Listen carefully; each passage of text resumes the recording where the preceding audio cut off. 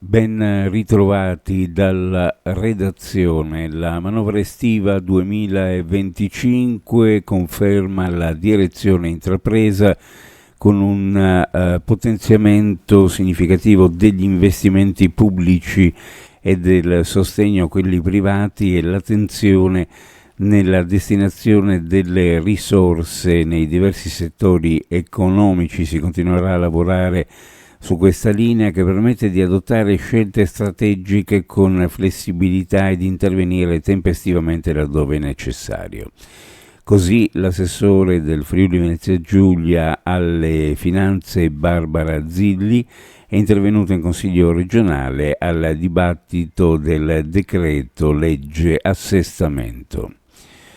L'infortunio sul lavoro subito da un operaio di nazionalità rumena, dipendente di una ditta di subappalto all'interno della salderia B del cantiere navale cittadino, è culminato nella conciliazione giudiziale davanti al Tribunale del Lavoro di Gorizia. L'esito del confronto tra le parti ha comportato il pagamento a favore del lavoratore di circa 54.000 euro a titolo di risarcimento dei danni patrimoniali e non patrimoniali.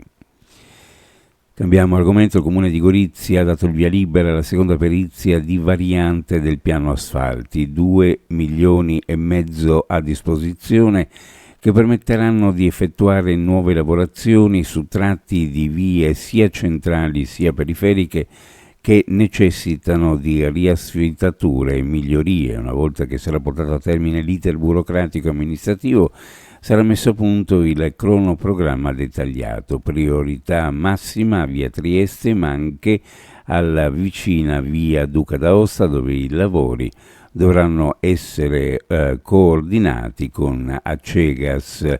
L'obiettivo dell'esecutivo è di portare a termine i cantieri in questi due casi entro l'inizio del nuovo anno scolastico. Il primo semestre del 2025 si chiude con una situazione stabile per il porto di Trieste. Sono state movimentate 28,7 milioni di tonnellate di merce, un meno 0,21% sul 2024, sebbene in un contesto di congiuntura mondiale complessa e dalla rimodulazione del comparto container legata alla cessazione dell'alleanza A2M, segnala l'autorità di sistema portuale del Mare Adriatico orientale. Nello specifico le rinfuse liquide sono 19,7 milioni, meno 0,34, le merci varie a 8,9 milioni. A trainare il semestre il comparto Ro-Ro in crescita con 155.391 unità transitate, più 5,28%. Uno sguardo alle previsioni meteorologiche per la giornata instabile, con nuvolosità variabile, rovesci e temporali sparsi a più riprese nel corso della giornata, più probabili comunque al mattino e nelle ore centrali in pianura e sulla zona montana.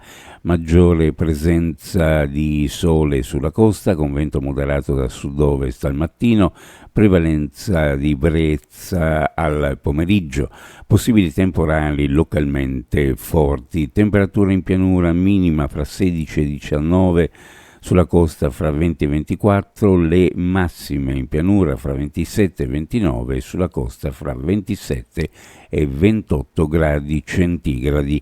Previsioni a cura di ARPA e FVG Meteo.